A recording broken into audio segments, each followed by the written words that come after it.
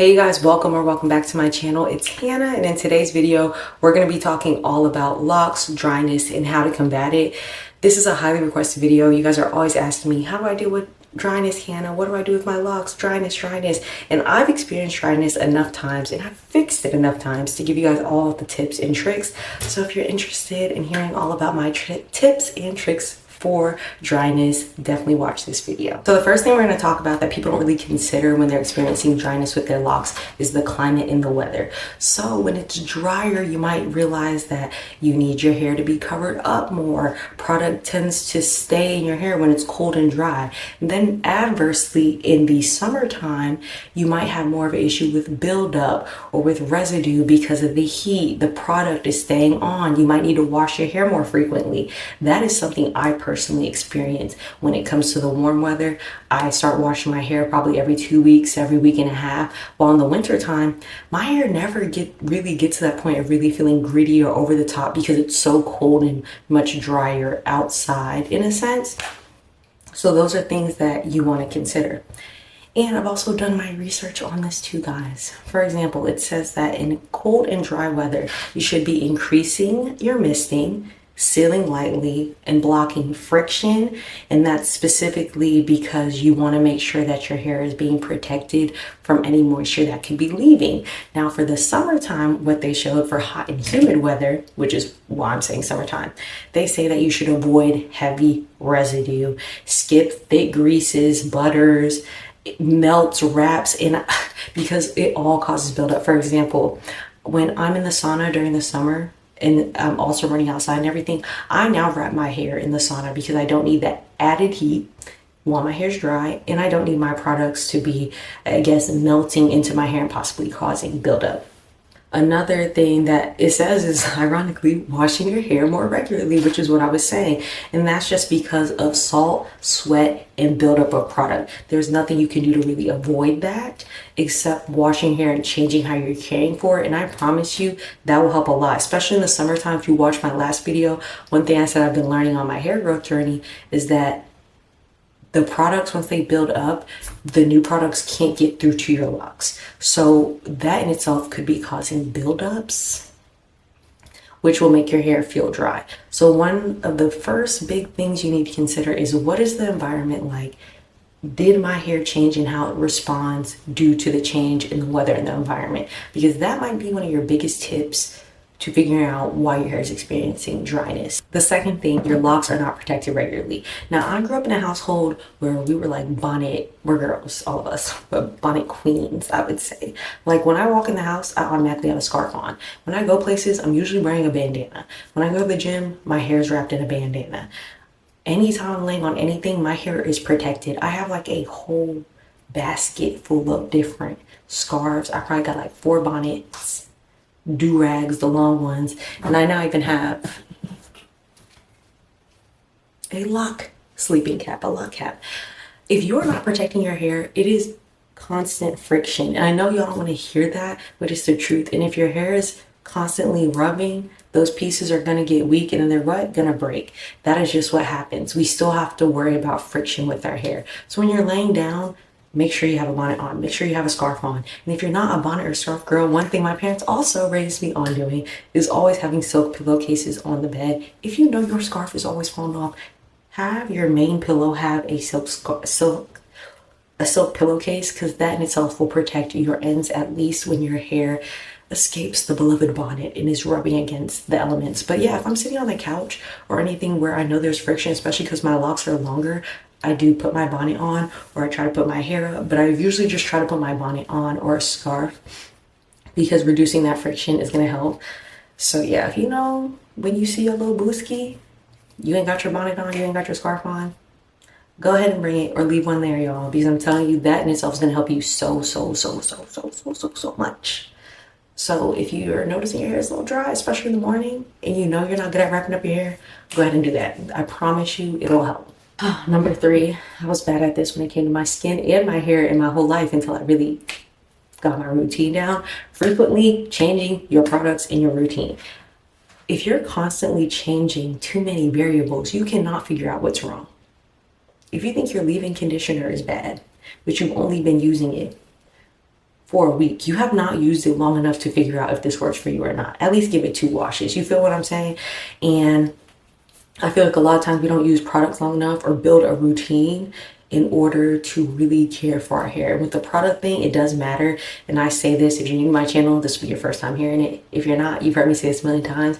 For the first 2 to 3 years, everyone stressed to me, rose water, get rose water. I was like, well, I tried it and I didn't like how my hair felt. And I remember my loctician was like, girl, if you don't use it long enough to see the benefits, what do you mean you're not seeing the benefits?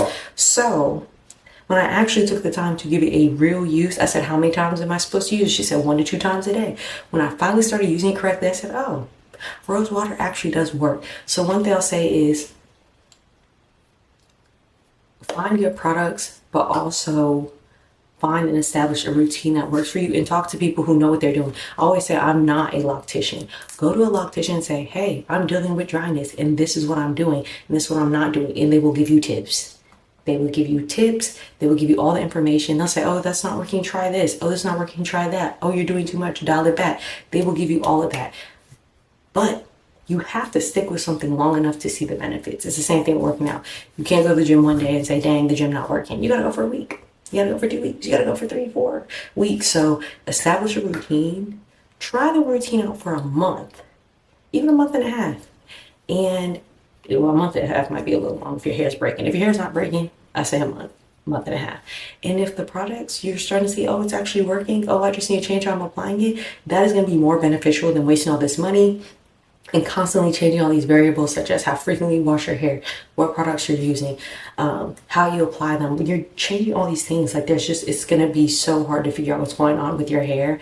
So simplify it and see how it reacts and change based on that. But the biggest thing is a routine, a hardcore routine of how you do your hair. For me, because a lot of people ask what my routine is, my routine right now is I spray my hair in the morning and then I seal it with an oil. Every 3 days, every like 2 to 3 days, I spray in leave-in conditioner. And then every day I seal it with oil. Some days I'll do twice a day with the spray, but I do much lighter in the evening. And then I wash my hair every 2 weeks to 1.5. But again, that is just right now in this season. And then I do deep conditions once a month. Yeah, once a month. But yeah, get an established routine, stick to it, and stick to some products. And then see how much your hair changes when you're consistent. Because consistency is one of the biggest things when it comes to hair care too. They always say when your hair is dry, like when you realize your hair is dry, it's the things you've done leading up to there. And I agree with that when it comes to your hair being revitalized. You're gonna have to do things for a minute to reverse or fix or nurse your hair back to health based on where you're at now. So just be consistent, be patient, and stick with a routine and adjust from there. But I promise you, a routine is definitely going to fix things, because that's typically a big problem in itself, because we all get busy, but it's a common issue. Next, I kind of hinted at this in the first one. If you watched my last video, you know this: washing your hair more frequently.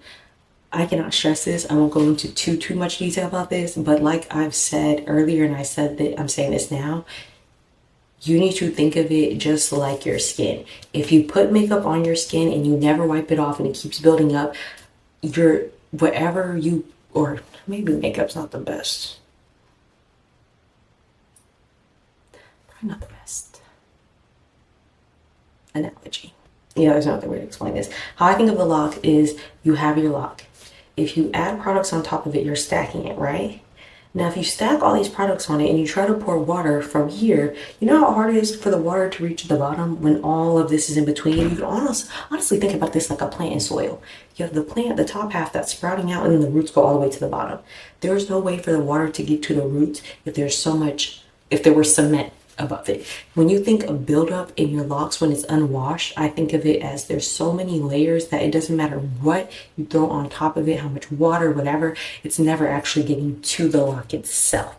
And because of that, your lock is feeling dry, even though you're like, man, I'm adding everything in the world. What is going on? Like, what's going on? What's going on? What's going on is that your hair is so clogged up, none of the moisture is even hitting it. So I promise you, give it a wash in the summertime. Do not be concerned or even the spring if you live in even a hotter climate or tropical. Do not be concerned about washing your hair more frequently. I promise you, especially in the Black community, if you're raised like a loose natural, we're kind of raised, at least in my time growing up, it's like you wash your hair once a month. You don't want to overdo it. Keep the oils in, blah, blah, blah. And I agree with that. However, now that you have locks, even without locks, the thing you need to do is listen to your hair. I'm telling you, a good wash will do it for you. And if you know you just need to wash and you're someone who typically uses shampoo and conditioner, even opt for just shampoo for that mid-month wash and then add conditioner in for that last one. But I promise you, every time I feel like my hair is like, oh my God, wow, I'm using everything. What's going on? What's going on? And then I wash it. And then I wash it. And then I'm like, oh my goodness, my hair feels great. It was just dirty. It was just dirty. So try washing your hair if you're experiencing dryness. Next, y'all might get on me for this. Too many protective styles concealing your hair. Just like when you're a loose natural, I feel like sew-in's a perfect example. When you have a sew-in, yeah, you can put like weave, wigs, whatever on top of braids, but eventually that hair still needs to be tended to. If you're going to do extensions or wraps or things, you need to be mindful of how tightly it's wrapped, number one, and two, how is your hair getting moisture if it's wrapped in that way? How long do I plan to keep this style in so that my hair maintains moisture? And what I will say, I have friends who have very thick hair. I'm talking about got just as many locks as me, but they big, okay, thick. And they get like the patch and twist, everything over the top in their hair. They're like, no, I don't have to. I've never dealt with dryness, never dealt with dryness. Y'all, my hair, the one time someone used the extension on my hair, I was like, my hair doesn't like this immediately. And also my hair is thinner. So what was wrapped was thicker and stronger. And I felt like my hair, like I couldn't get to it. I felt like my hair is trapped under there. There's no way I'm going to moisturize it. Like I'm going to be able to moisturize it, and I end up taking it out immediately. And I said, I'm never doing this again. However, that's me and my hair. I have friends who get protective styles and they're able to maintain their locks underneath. What I will say is they don't keep them in super long. Like they're probably going to go max 2 weeks, maybe 3.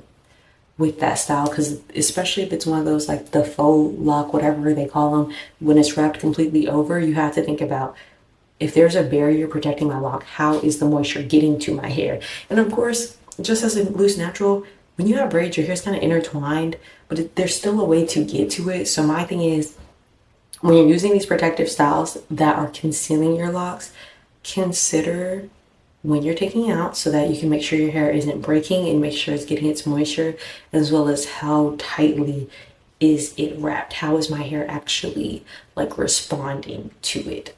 But yeah, I would say just be careful when it comes to dryness. Be careful about those protective styles, because again, if your hair is covered, how is it getting moisturized? How's it getting moisturized? And I'm not saying you can't do them. I'm just saying be mindful for how long you keep them in so that your hair doesn't have any like negative repercussions, you know what I mean? And this is my last tip of the day, y'all. My last tip I've talked to you guys a few times about, and it is color treated locks. If you don't know, I'm currently on a journey of learning how to really care for my color treated locks so I can keep coloring my hair, because I love color on me, just being completely honest. But anyway, one reason for dryness is color treated hair. I know it's like, dang, just generally, absolutely. And I'm not saying that's how it needs to be. It's layers to this. One, you have color treated hair and you haven't adjusted your routine to accommodate for it. Two, my little baby log. Two, if you're using a chemical on your hair that's being stripped, that is just borderline fact, and that is okay. But if it's being stripped, there has to be moisture being put back into it. So if the routine isn't being adjusted, if we're not putting protein back into it, if we're not like putting the extra care, your hair is going to break off. And I always colored my hair myself multiple times, had other people color my hair, which is this one, and colored, like had other people color my hair before. What I will say is that I know too many locticians with colored hair, so I know it's possible to maintain your hair. They just say you have to be very serious and on it with taking care and coloring your hair. Like, not coloring your hair, excuse me. You have to be serious about moisturizing your hair. Like, if you have color treated locks, you can't call yourself waking up and go about the day not spraying it with nothing and not doing nothing. You just wake up and go about your business. How is you go? I hate to say that, but was you cool? But it's because like you already know your hair is processed. It already got a chemical treatment on it. It's already, and the thing is, if a chemical is reducing the properties in it, science class, and I'm not even good at science. If it reduces the properties, obviously those properties need to be given back in some sort of way. So my thing, I always say, and I did properly this time, when I got this color, I told her to cut off all the old color, one. And two, I said, what exactly do I need to be doing? I'm talking about down to the shampoos, how often, sprays, this, that, and that. And she told me. And I was like, Ma, I don't normally do that. I don't normally do that. And she's like, well, your hair is different. It's not the same state. And I think people kind of forget that a little bit, especially if you're going from loose natural coloring hair to lock coloring hair. It can be like a, what the hell is going on with my locks? Especially with this process, how your hair is able to like retain length. It does get scary when people start seeing breakage in their locks. But what I will say is if it's color treated, it can be fixed. It can't be fixed in like whatever's breaking gotta break. It can be fixed and you need to adjust your routine. If you're interested in knowing what my routine is, you need to go check out my last video on my updated hair growth routine for the summer. But yeah, color treated hair without an adjusted routine and without added moisture or protein and all those things, it's going to be dryness. It's already stripped. So that layer, that protective layer is gone. So you have to make sure that you are taking the time to give it that extra care, the extra moisture, extra protein treatments, whatever the heck it needs, because it needs a little more because of that stripped layer. Okay. All right, you guys, that is the end of today's video. It was a quickie just on, you know, some of the things I've learned over my, y'all, in a few weeks, it'll be 6 years locked. Yay. But in my now almost 6 years locked, I've learned a lot. I've done a lot with my locks. So I wanted to give you guys some of the things I've noticed cause dryness or can affect it and lead to dryness, and what I've learned as my personal solutions. All right. And as I always say, I'm not a loctician, but these are my personal experiences, and I hope that it helps you guys. So I love you guys. If you're new here and you like this, you already know what to do. Comment, like, subscribe, watch my other videos. Bye. We'll catch you guys later. Bye.